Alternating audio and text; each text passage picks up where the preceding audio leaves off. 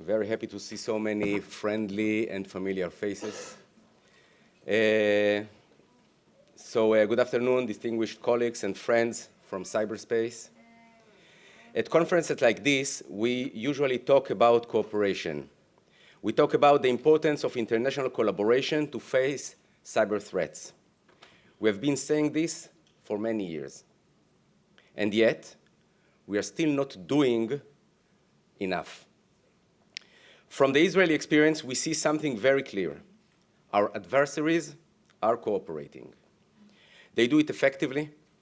They build an entire ecosystem to do that. Cyber capabilities as a service, knowledge sharing, tools, infrastructures, even coordinated operational activities against us. They move fast, they adapt fast, and they learn together. For us, as states, it is harder.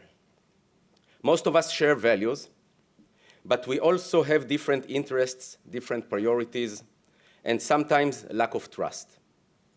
And that slows everything down. We do have some partial success stories. For example, the Singaporean Global Labeling Initiative, or the American CRI Initiative, or the Israeli Emirati Multinational Cooperation Platform, the Crystal Ball.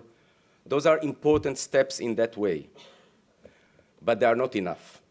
They are too slow and they are too limited. The next wave of technologies will not wait for us. AI is changing the threat landscape at a high speed. Quantum is approaching faster than many of us expect. The pace will only increase. Partial collaboration will not be sufficient. Loose coordination will not be enough. We need a different level of integration. We need to raise resilience together, and we need real harmonization of standards.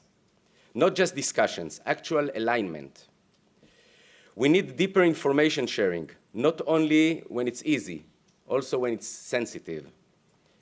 We need joint operational response, not parallel action, real coordinated action. And we need to build shared deterrence, so that attackers understand they are not facing one country at a time, they are facing united front, and they will pay the price. Cyber defense today is not only a technological challenge. It is a policy challenge, it's a legal challenge, and it's a trust challenge. And trust does not grow from declarations. It grows from joint work, from shared success, sometimes also from shared failure. So the main message I want to leave with you this afternoon is simple. It is time to move from talking about collaboration to actually working together. Not next year, not after the next incident, now. Israel is ready to be a partner in this effort, and in information sharing, in operations, in deterrence, and in building real collective resilience of joint cybersecurity ecosystems.